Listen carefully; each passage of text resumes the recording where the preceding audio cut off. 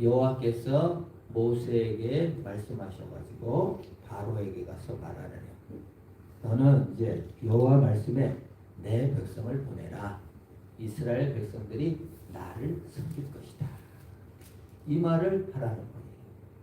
바로에게 말하기를 이스라엘 백성들이 나를 섬길 것이다. 그 말은 무슨 말입니까? 더 이상 바로는 하나님이 아니고 하나님은 하나님밖에 없다라는 겁니다. 바로는 하나님이에요. 바로는 신이에요. 신의 근거가 뭐예요? 잘 되는 거예요. 성공하는 거예요. 진화되는 거예요. 날로 발전하고 성공하는 근거를 따라서 바로가 신을 섬겼습니다. 신같이 된 거예요. 그래서 개구리가 뭐냐? 개구리는요, 변화, 성장, 진화를 상징해요. 여러분, 진화를 배우면요, 개구리가 제일 생존율도 높아요. 문어는요, 10,000개 알을 뿌리면 2마리 정도, 10,000개 알을 낳으면요, 다 뿌려갖고 2마리 정도 산대요. 근데 개구리는 한 1,000개 알을 낳으면 거의 다 개구리가 많이 돼요. 다산이에요. 그리고 개구리만치 변화와 성숙과 진화를 이루는 동물이 없어요. 처음에 알에서 깨어나가지고 뭐요? 아가미로 숨을 쉬어요. 올챙이가 물고기랑 똑같이 아가미로 물속에서 쉬다가 극심한 성숙과 변화를 일으켜가지고 아가미가 없어지고 폐가 생기고 뒷다리와 앞다리가 생기면서 펄쩍펄쩍 뛰어갑니다.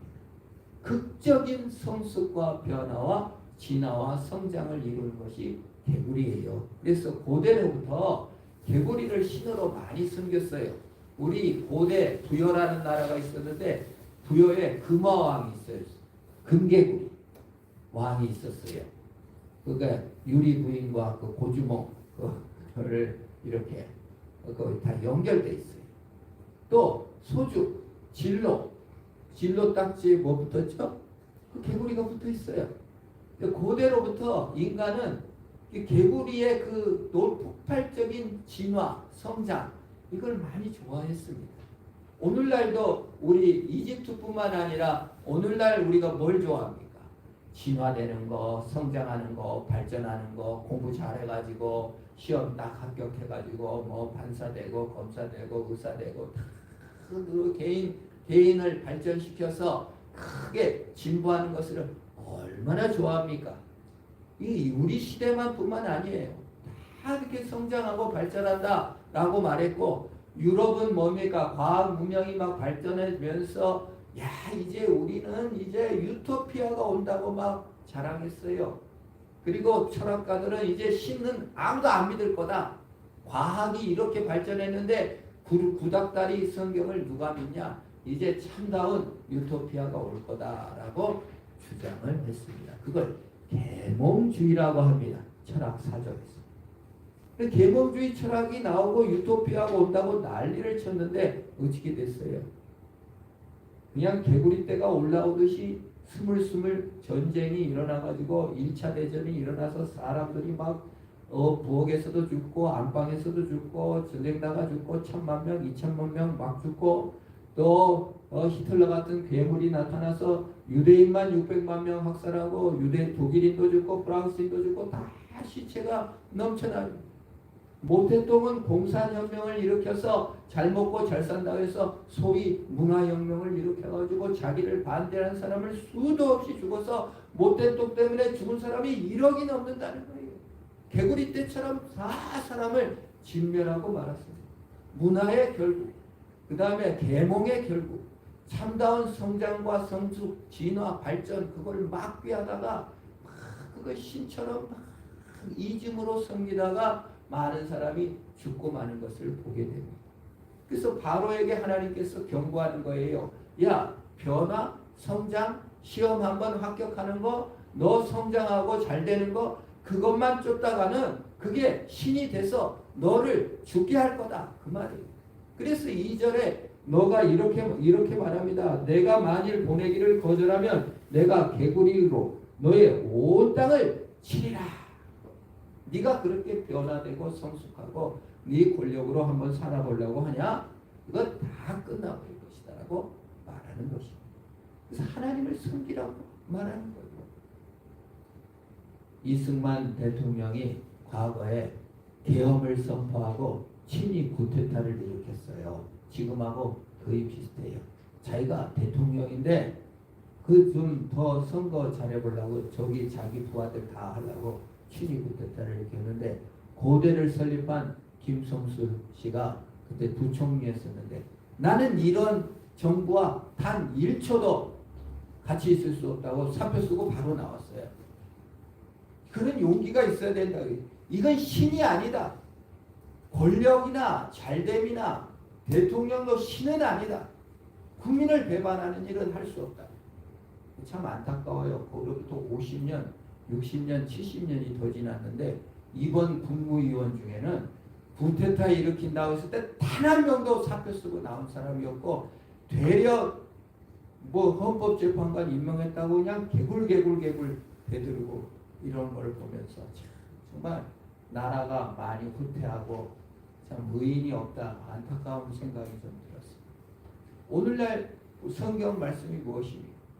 바로가 신이고 성장, 권력, 잘 되는 거 이게 문제다 그 말이에요. 그리고 어느 철학가 나와서 논평을 하기를 우리나라 교육 제도가 그냥 시험 한번 잘 보고 좋은 대학 가서 이렇게 해서 관료주의는 이거는 이제 끝났다. 한국 사회에 이제 더 이상 그들에게 기대할 것이 아무것도 없다. 시험 권력, 성장 권력 이거 다 개구리 때처럼 정말 썩어 없어질 것이다 라고 선언하는 비평을 들으면서 공감했어요. 다 올라와서 개굴 성장하고 부흥하고 한번 권력 잡으면 영원할 것 같이 막 하는 것이 얼마나 무서운 것입니까? 그건 신이 아닌데 변화와 성장과 잘되고 성장하는 것이 신이 아닌데 그걸 완전 신으로 그냥 이짐으로 받아들여 막 따라간다 이 말이에요. 단 한 명도 사표를 던지고 단 한 명도 한순간도 같이 할 수 없습니다 라고 말하기가 어려운 시대가 됐다. 그래서 저는 이승만 때보다 더 우리 마음의 변화, 성장, 잘됨이 이 현대 문명 속에 우리 마음을 꽉 잡고 있다. 그걸 완전히 신으로 섬겨버리는구나. 그래서 그냥 조금 계급 떨어진다고 하면 조금 진급시켜준다 하면 가서 국민이 어떻게 되든 나라가 어떻게 되든 거기서 그냥 개골거리고 있는 거죠. 그냥 막 잘 되는 대로 나간다. 그래서 하나님께서는 하나님의 한계, 하나님이 신인데 하나님이 주님이시고 하나님이 다스리는데 이즘 성공을 신으로 섬기는 것을 보고 한계, 너희가 하나님의 한계를 벗어나면 너희가 죽는다.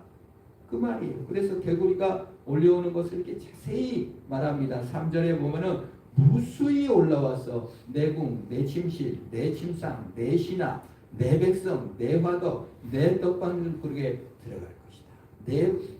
너, 네 성공, 네 권력, 네 쾌락, 네 행복, 네 진보, 네 속에 다 개구리들이 올라와서 개골 너를 망치고 말 것이다. 네가 하나님의 한계를 받아들이지 않으면은 네 모든 곳에 개구리가 넘쳐나 너를 지배하고 말 것이다. 여러분 성공에 패배하면 어떻게 돼요? 나는 패배자.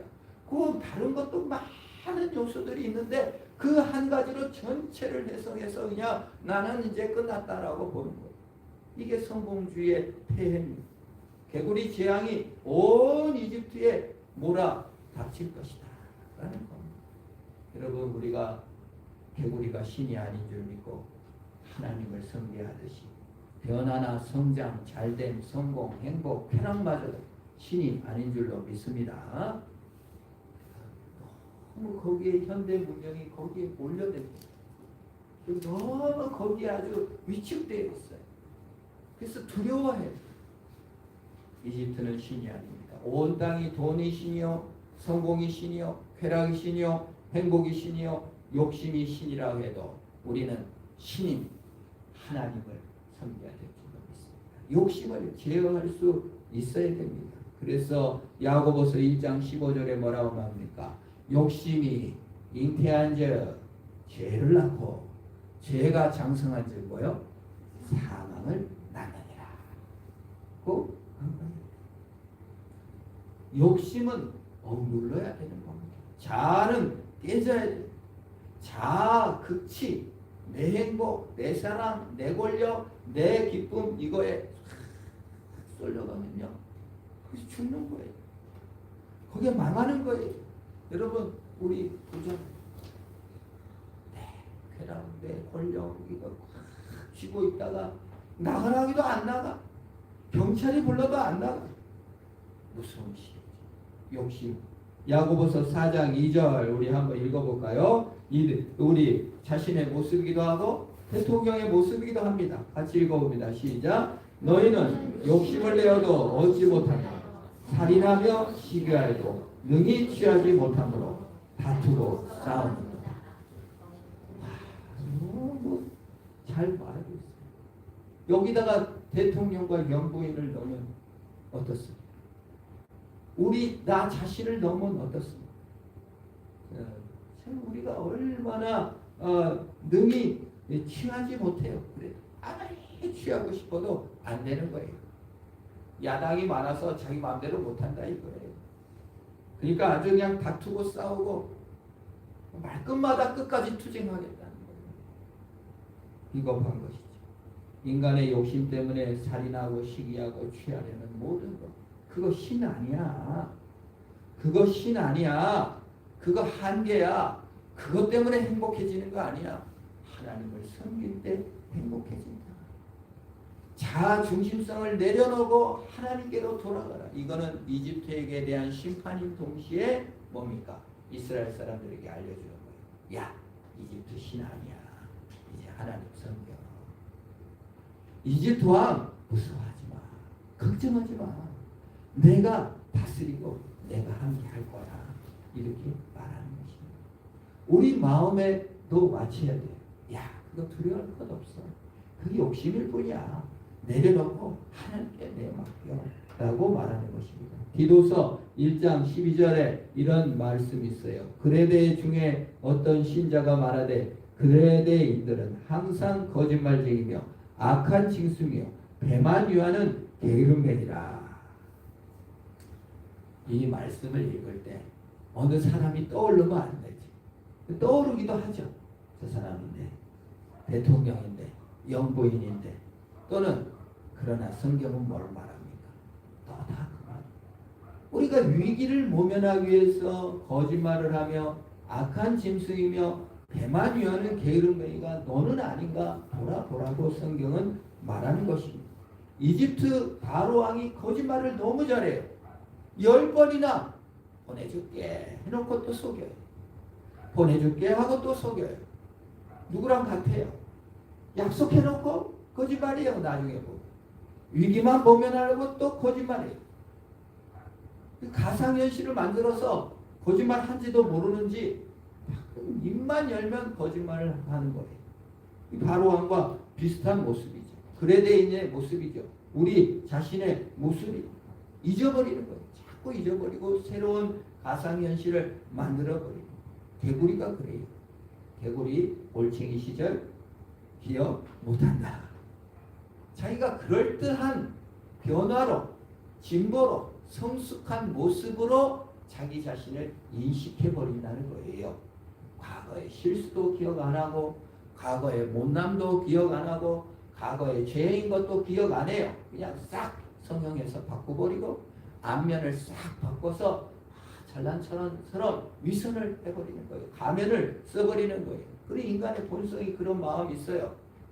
내 공로로 내가 얻은 성취로 내가 쌓은 어떤 것으로 싹 개조해버리려고 하는 것이죠. 이전 것은 다 없애버리고. 그런 성경은 뭐라고 말합니까? 이사야 51장 1절 한번 우리 같이 읽어봅니다. 시작. 의를 따라 여호와를 찾아 구하는 너희는 내게 들을지어다. 너희를 떠낸 반석과 너희를 파낸 우묵한 구덩이를 생각하여 보라. 이 말은 뭔 말이에요? 과거 죄 때문에 자신을 괴롭히거나 열등감을 느끼고 자기를 학대하라는 말이 아니라 너가 네 공로나 네 은하, 네 잘남이나 네 변화나 네 성숙이나 네가 얻은 성취로 증명받은 것이 아니라 개구리 올챙이 시절처럼 죄인이고 죽을 죄인이었고 하나님을 떠난 존재였다가 은혜로 구원받았다. 그걸 기억하라 그 말이에요. 너는 죄인의 자리에서 구원받은 것이지 네가 변화하고 성숙하고 개구리처럼 벌쩍 뛰어올라서 개구리로 딱 앉힌 자리가 아니다. 처음부터 그런 자리가 아니라 죄인에서 은혜로 구원을 받았으니 그 은혜로 구원받은 사실을 날마다 기억하라는 뜻이에요. 바로 왕이 이집트가 언제부터 세상 초인류 국가입니까? 하나님의 은혜로 된 줄을 아는 것입니다. 우리가 말이죠. 우리 지금 현 모습이 내 지위, 내 나이, 내 얻은 돈, 내 얻은 권력 이걸로 나를 증명하지 말라는 거예요. 다른 사람에게 말할 때도 죄인인데 하나님의 은혜로 구원을 받았을 뿐입니다. 내가 믿음이 좀 좋으면 그것도 은혜입니다. 믿음이 좀 없는 사람도 하나님이 은혜 주시면 다 회복되지요. 자랑할 것이 없다는 것입니다. 봉사를 많이 했건 적게 했건 그러지 말라는 거예요. 개구리 올챙이 시절을 기억하라는 거예요. 죄인에서 구원받았다는 거예요. 내 성취로 너무 거기에 매달리지 말라는 거예요. 거기에 매달리면 결국 권력의 종이 되고 거기에 매달리면 결국은 거짓말쟁이가 돼버리는 거예요. 왜요? 그게 없으면 안 되니까 거짓말을 해야 되는 거예요. 그 권력이 없으면 내 끈이 떨어지니까 거기서 머물러야 되는 거예요. 거기를 안 맞으면 돈이 안 오니까 거기에 매달려야 되는 거예요. 그래서 두려워하지 말고 하나님만 붙들라는 거예요. 이사야 51장 12절 우리 같이 읽습니다. 시작. 이르시되 너희를 위로하는 자는 나 곧 나이니라. 너는 어떠한 자기의 죽을 사람을 두려워하며 풀같이 될 사람의 아들을 두려워하느냐. 이제 두려워하지 말라는 거예요. 사실은 거짓말하는 이유, 욕심을 부리는 이유, 그 뭐예요? 이 개구리의 지위에서 떨어질까? 이제 더 성장 못하고 힘없어질까? 혹시 미움받을까? 혹시 버림받을까? 혹시 그 권력을 잃을까봐 두려워하는 거 아닙니까? 오늘 말합니다.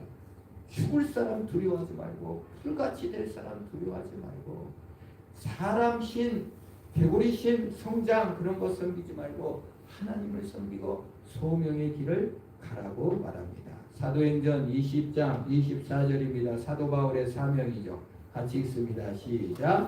내가 달려갈 길과 주 예수께 받은 사명 곧 하나님의 은혜의 복음을 증언하는 일을 마치려 하면은 나의 생명조차 조금도 귀한 것으로 여기지 아니하노라. 여러분 예수 믿는 사람은요 하나님 섬기는 사람들입니다. 하나님을 섬기는 사람들은 소명의식으로 산다고 합니다. 바로 왕처럼 더 이상 돈 벌려고 더 이상 잘 되려고 더 이상 높아지려고 사는 것이 목적이 아니에요. 그 일을 평가할 때 이 일이 더 편하냐 저 일이 더 편하냐로 우리 기준을 가지면 안 돼요. 하나님이 나에게 주신 소명, 콜링으로 그 길을 가는 거예요. 그래서 이게 힘들어서 너무 힘들다 아니라 소명으로 일하면 기쁜 거예요. 내 아내가 밭에서 일을 하면요 땀을 뻘뻘 흘려요. 나는 삭신이 쑤시는데 일하면 뭐 왜 이렇게 일을 잘해? 왜 이렇게 땀을 많이 내? 너무 재밌고 신나잖아요. 밭에 일하는 걸 즐기는 여자가 있어요. 내 아내예요. 그래서 제가 야 이게 소명이구나. 일하는 것이 즐겁구나. 하나님이 주신 일이라고 생각하면 즐거운 거예요. 그것이 힘드냐 안 힘드냐의 문제가 아니에요. 주님이 주신 일인 거 알고 사는 거예요. 그게 권력을 얻기 위해서 또는 더 성장하기 위해서 하는 일이면 이게 일이 지겨워지는 거예요. 재미가 없어요. 하나님이 주신 일이에요.